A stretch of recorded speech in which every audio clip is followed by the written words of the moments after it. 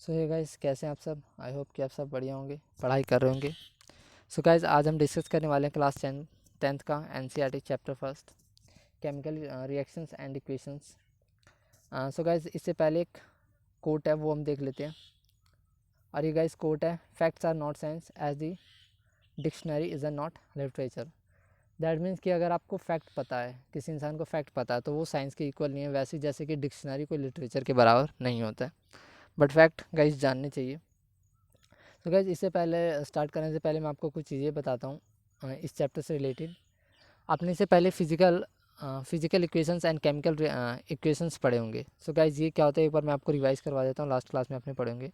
तो guys, physical equations वो होता है, जैसे वाटर है, वाटर से आपने आइस बना दिया, ठीक है। अब क्या आप आइस से दोबारा वाटर बना सकते हैं? तो जी बिल्कुल बना सकते हैं। तो जो चीज़ें रिवर्सिबल हो सकती है उसको हम कहते हैं फिजिकल इक्वेशंस, और जो चीज़ें रिवर्सिबल नहीं हो सकती वो चीज़ें होती है केमिकल इक्वेशन। अब ये तो मैंने रिवर्सिबल का आपको एक एग्जांपल बता दिया। वैसे मैं आपको बताता हूँ नॉन रिवर्सिबल यानी केमिकल इक्वेशंस कौन कौन से होते हैं।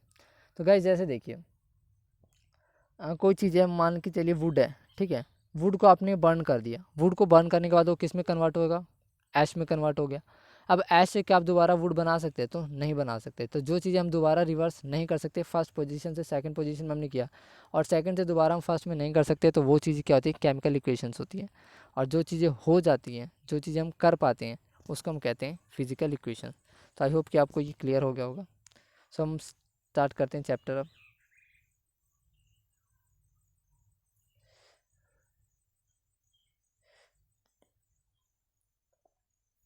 ओके, स्टार्ट करते हैं। Consider the following situation of daily life and think what happens when. इसमें कुछ सिचुएशंस है, तो हमें एक बार कंसिडर करना है क्या होगा अगर ऐसा हो। तो milk is left at room temperature during summers. कि जो मिल्क है एक रूम टेम्परेचर पे समर के टाइम पे उसका क्या होगा? An iron tawa pan nail is left expose to human atmosphere. अगर वो एक आयरन पैन है, तवा है, और ये ह्यूमन एटमोसफियर पे एक्सपोज हो जाए तो क्या होगा? ग्रेप्स फर्मेंटेड हो जाए तो क्या होगा? फूड है वो कुक हो जाए तो क्या होगा? Foods gas digest in our body. Food हमारे बॉडी में डाइजेस्ट हो जाए। और वी रेस्पायर, और हम सांस लेते हैं। इसमें कुछ इन्होंने स्टेटमेंट दिया, सिचुएशन दिया है कि इसमें हमें जानने की कोशिश करना है कि क्या होता है, कैसे होता है ये सब चीज़ें। तो in all the above situation the nature and the identity of the initial substance have somewhat change. तो इन सब जितने भी हमने सिचुएशन में डिस्कस किया, इसमें हमें पता चलता है कि जो नेचर होता है, आइडेंटिटी होता है, हर इनिशियल सब्सटेंस का कुछ समय बाद चेंज हो जाता है। We have already learn about the physical and chemical changes of matter are previous classes. और मैंने आपको इस लाइन में ये कि हमने पहले फिजिकल चेंजेस और केमिकल चेंजेस के बारे में बता दिया। तो जो मैंने अभी जस्ट आपको एक्सप्लेन किया वही चीज़ें हैं इसमें मेंशन है कि क्या चीज़ें होती हैं। Whenever a chemical change occurs we can see that a chemical reaction has taken place.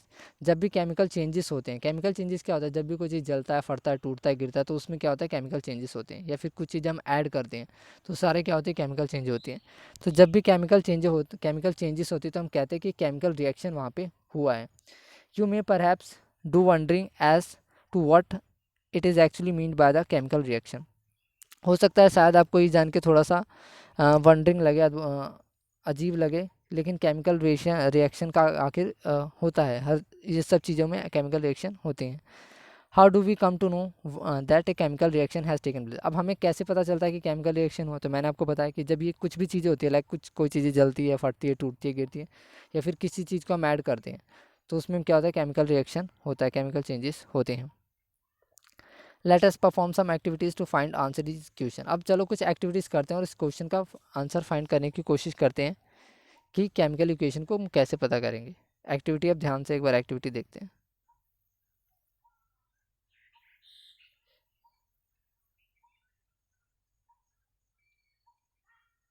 So guys, देखिए ये एक्टिविटी 1.1 है। इसमें कुछ क्वेश्चन है, हमें मतलब सावधानियाँ वो बरतनी है एक्टिविटी करने से पहले।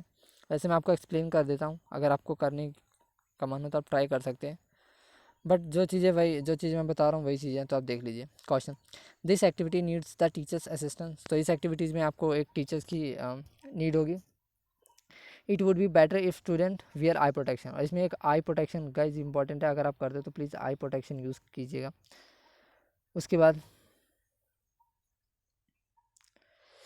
Clean A magnesium ribbon about 2 centimetre long bye rubbing it with a sand paper. अब एक रिबन हमें लेना है 2 सेंटीमीटर लॉन्ग होना चाहिए और उसको हम सैंड पेपर से पहले हमें क्लीन करना पड़ेगा।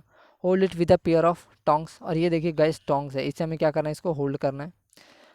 Burn it using a split lamps और burner and collect the ash to the form, और इसको हमें क्या करना है, बर्न करना है, उसका जो ऐश होगा उसको हमें क्या करना है, एक वॉच ग्लास में इसको स्टोर करके रखना है फॉर्म डे, ठीक है। उसके बाद burn the magnesium ribbon it keeping as far as possible from your eyes, और उसके बाद इसे बर्न करते समय हमें इसे अपनी आंखों से जितना दूर हो उतना रखना है।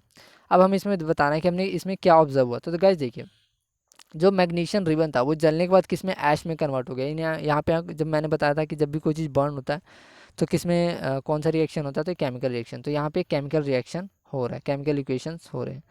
नेक्स्ट पेज पे चलते हैं।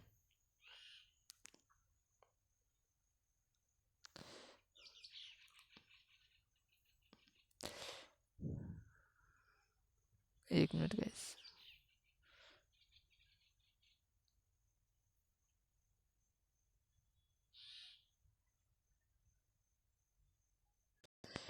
ओके गाइस, आगे स्टार्ट करते हैं। You must have observed that magnesium ribbon burns with a dazzling white flames and change into white powder। अब हमने इस चीज़ को नोटिस किया कि जब मैग्नीशियम जलता है तो वाइट कलर का उसमें से फ्लेम निकलता है और वो किसमें वाइट पाउडर में चेंज हो जाता है। जो पाउडर होता है उसे हम क्या कहते हैं, मैग्नीशियम ऑक्साइड कहते हैं। It is form due to the, अब ये फॉर्म क्यों होता है, क्योंकि रिएक्शन हुआ है किस किस के बीच में, मैग्नीशियम और ऑक्सीजन। ऑक्सीजन का एयर के अंदर ऑक्सीजन होती है, तो इस वजह से ऑक्सीजन के अंदर जो एयर है उससे रिएक्शन हुआ। अच्छा गाइस, एक चीज़ मैं बताता हूँ कि हमारे एयर के अंदर जो एटमॉस्फेयर में कौन कौन सी गैसें प्रेजेंट होती है, आप इसे याद कर लेना, एमसीक्यू में आता है। तो गैस देखिए, जो सबसे पहले आपको पता है नाइट्रोजन गैस प्रेजेंट होती है, कितना 78।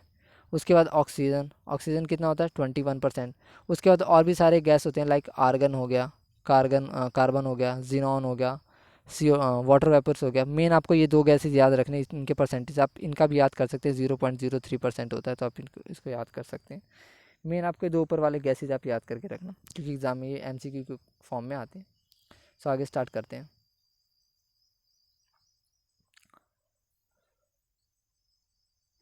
अब हमें एक्टिविटी देखना है, तो एक्टिविटी देखते हैं कि अब एक्टिविटी,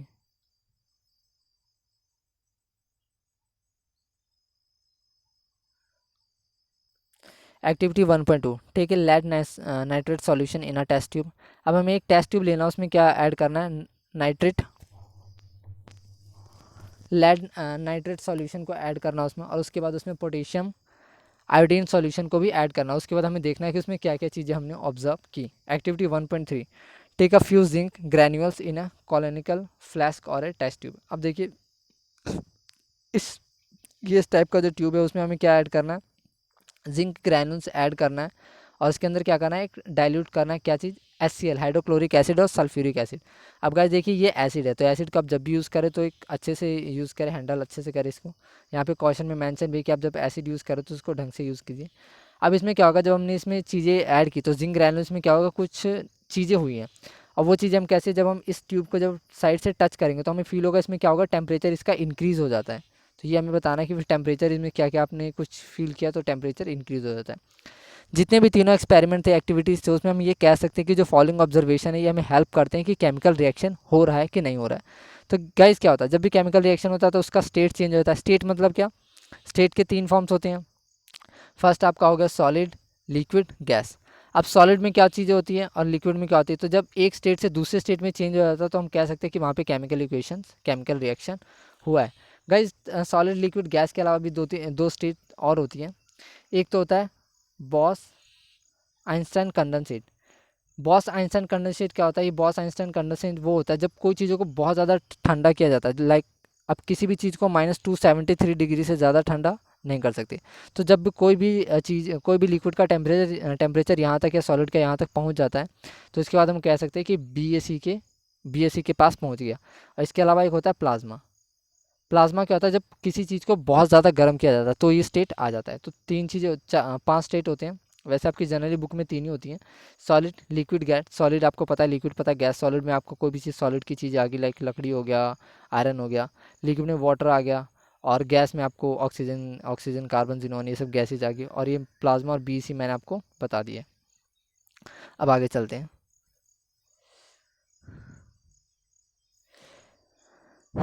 स्टेट के बारे में मैंने बता दिया, कलर के बारे में, जब उसका कलर भी चेंज हो सकता है उसका, और उसमें गैसेज इवोल्यूशन, गैस हो सकता है, गैस का इवोल्यूशन हो सकता है, चेंजेस यानी गैस में चेंजेस आ सकते हैं, टेम्परेचर में भी चेंजेस आ सकते हैं। As we observe that the changes around us we can see that there is a large variety of chemical reaction taking place around अस।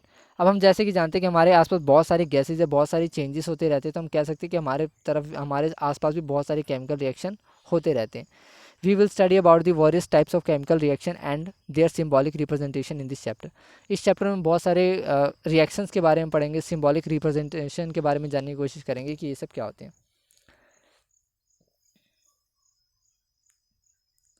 ये केमिकल रिएक्शन स्टार्ट करते हैं। Activity 1.1 can be describe as the when a magnesium ribbon is burnt in the oxygen. तो activity 1.1 हमें ये describe करता है कि जब भी मैग्नीशियम रिबन को हम ऑक्सीजन में बर्न करते हैं तो it gets converted to magnesium oxide.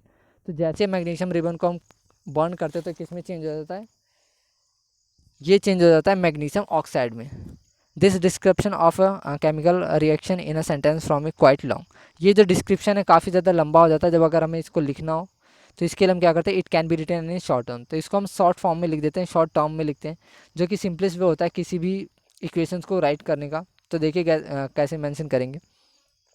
अब इसमें हम दो वर्ड इक्वेशन लिखते हैं, एक तो इक्वेशन, एक रिएक्शन से पहले और एक रिएक्शन के बाद, यानी हमने कौन कौन सी दो चीज़ों को लेकर रिएक्शन करवाया। तो देखिए मैग्नीशियम था हमारे पास और ऑक्सीजन हमारे एयर में होती है, तो जब हमने इन दोनों का,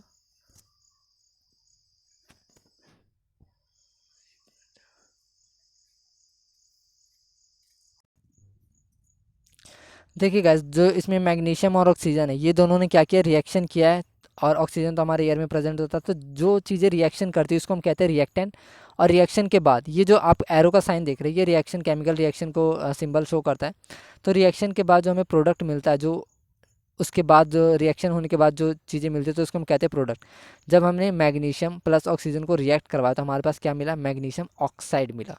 गाइस याद रखना, जब आप ऑक्सीजन को किसी भी मेटल के साथ आप रिएक्ट करवाते हो तो हमें क्या मिलता है, मैग्नीशियम ऑक्साइड। या फिर उस जैसे आयरन को आपने ऑक्सीजन के साथ करवाया रिएक्ट, तो किस में क्या मिलेगा, आयरन ऑक्साइड। तो ये आप याद रखना, ऑक्साइड चेंज हो जाता है, ऑक्सीजन को ऑक्साइड में हम चेंज कर देते हैं। अब आगे देखते हैं। The substance that undergo chemical changes in reaction 1 magnesium oxygen are the reactant. तो जैसा कि मैंने बताया कि जो सब्सटेंस हमने यूज़ किया था रिएक्टेंट में मैग्नीशियम ऑक्सीजन, वो क्या है, रिएक्टेंट है। और उसके बाद जो न्यू स्पेस होता है मैग्नीशियम ऑक्साइड, जो उसके बाद हमें मिलता है वो रिएक्शन होता है, वो हमारे पास जो मिलता है वो क्या होता है, प्रोडक्ट होता है। जो वर्ड होता है इक्वेशन शो होता है किससे, एक एरो लाइन से शो किया जाता है, जो कि रिएक्टेंट लिखा जाता है लेफ्ट हैंड साइड और राइट हैंड साइड। तो ये जो पूरी वैल्यू है, ये लेफ्ट हैंड साइड क्या होता है, ये रिएक्टेंस होता है, और ये राइट हैंड साइड क्या होता है, ये प्रोडक्ट होता है।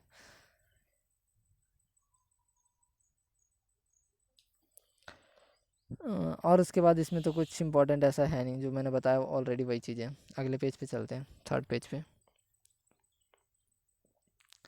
राइटिंग का केमिकल इक्वेशन। अब बात करते हैं राइटिंग की, कैसे केमिकल इक्वेशन को राइट किया जाता है। Is there any other shorter way for representing chemical equation. तो क्या कोई इसके अलावा और कोई शॉर्टर वे जिससे हम केमिकल इक्वेशंस को रिप्रेजेंट कर सकते हैं। Chemical equation can be made more concise and useful if we use chemical formulae of instead of word.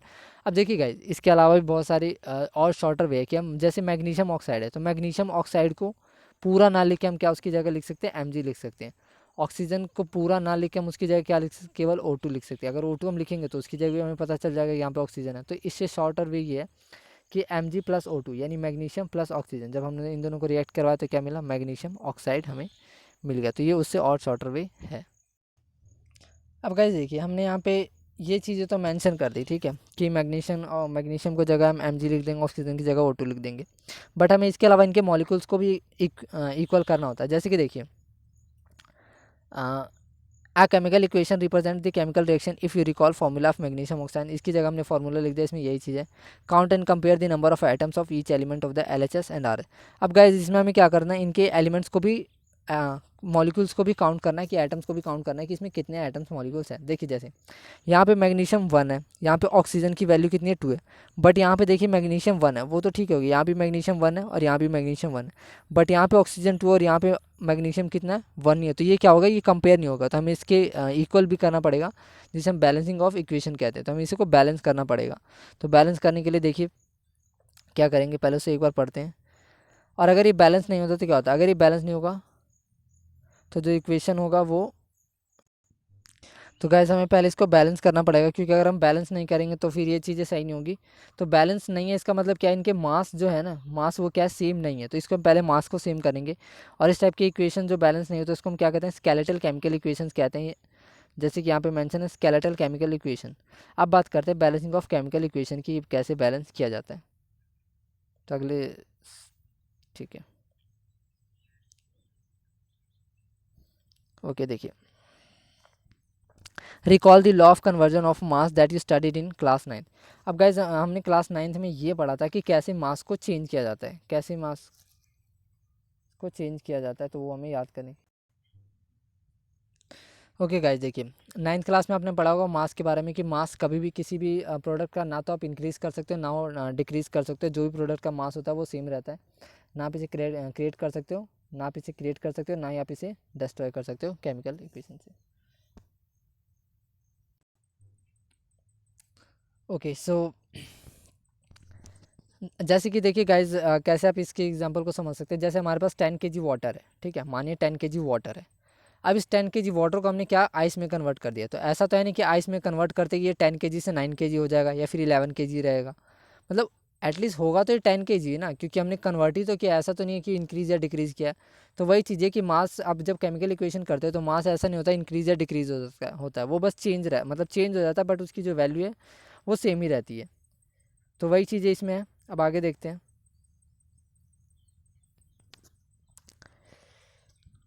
That is the total mass of element present in the product is chemical reaction has to the equal to the total mass of the.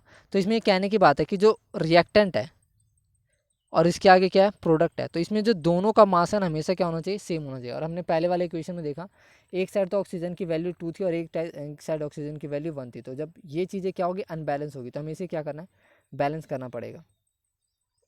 In other word the number of atom of each element remains same. तो अगर दूसरे word में कहें तो जो number of atom है दोनों side क्या होने चाहिए, सेम होने चाहिए।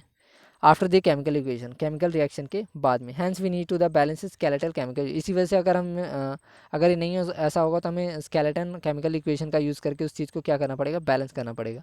अभी हम बैलेंस करना भी सीखेंगे कैसे करते हैं। Is the chemical equation 1.2 is balance. अब जो 1.2 है हमने ऊपर देखा, क्या उसमें क्या बैलेंस था, तो उसमें बैलेंस नहीं था गाइस, मैंने बताया कि वो अनबैलेंस था। Let's us learn about the balancing equation. तो चलिए कुछ और हम बैलेंसिंग इक्वेशन के बारे में बात करते हैं कि कैसे करते करते हैं। देखिए गाइस, इसमें क्या है, जिंक है, सल्फ्यूरिक एसिड है, और जब हमने इसको रिएक्ट करवाया तो क्या बन गया, जिंक सल्फेट प्लस हाइड्रोजन, यानी जिंक सल्फेट तो क्या हो गया, ये दोनों बन गया, और इसमें से हाइड्रोजन गैस क्या हो गया, रिलीज हो गया। तो आगे देखते हैं कैसे होगा।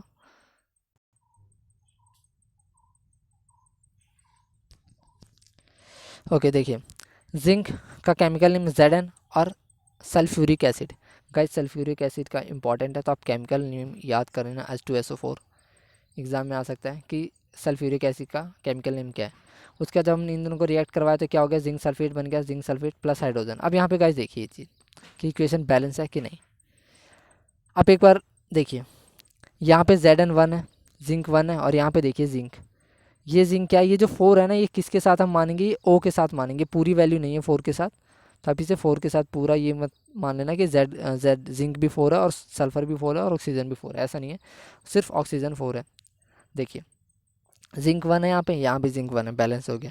यहाँ पे हाइड्रोजन के कितने मॉलिक्यूल्स है, 2 है, यहाँ भी हाइड्रोजन के 2 मॉलिक्यूल है।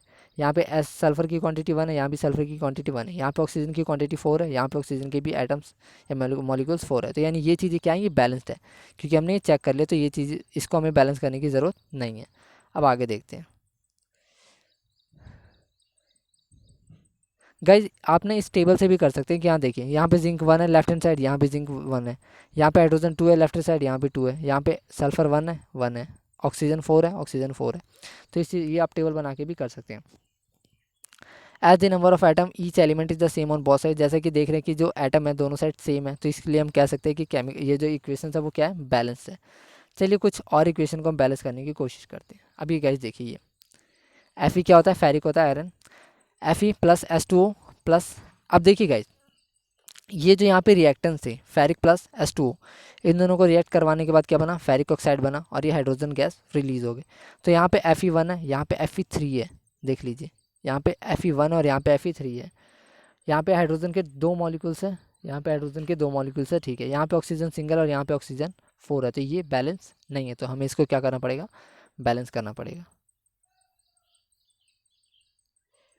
तो देखिए गाइस कैसे बैलेंस करते हैं, स्टेप बाय स्टेप देखते हैं।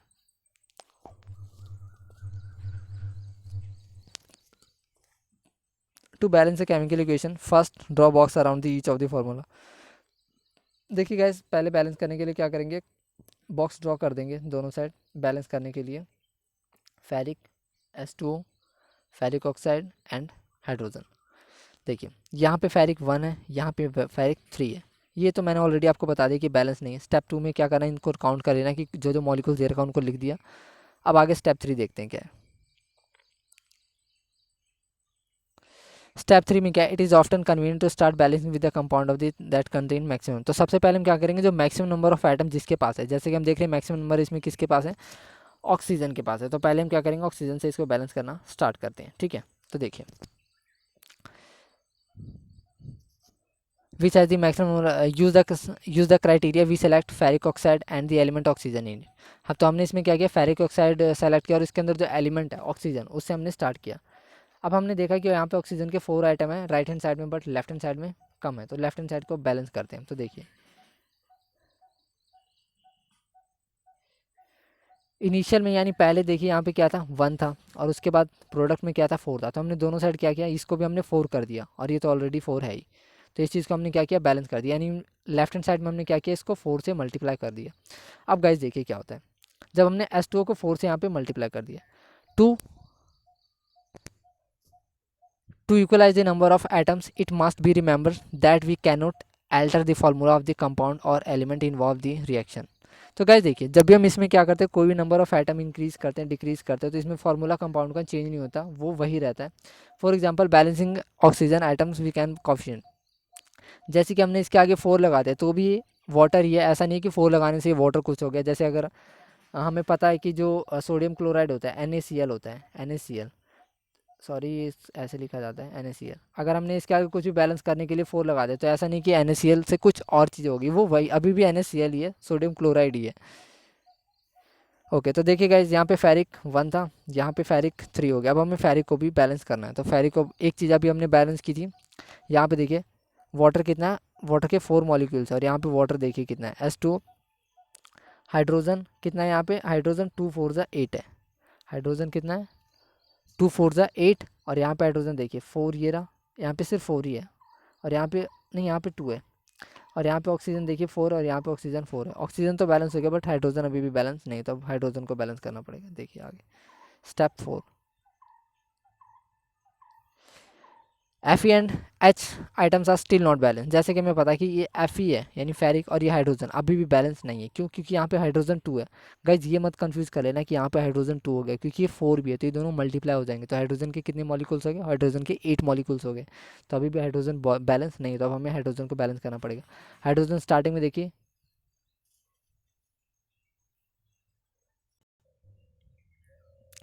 तो देखिए गाइज यहाँ पे इनिशियल में हाइड्रोजन कितने थे, 8 थे, यहाँ पे देखिए 8 है और यहाँ पे 2 है, तो हमने क्या किया 8 इसको 4 से मल्टीप्लाई कर दिया, ये भी क्या हो गया 8 हो गया।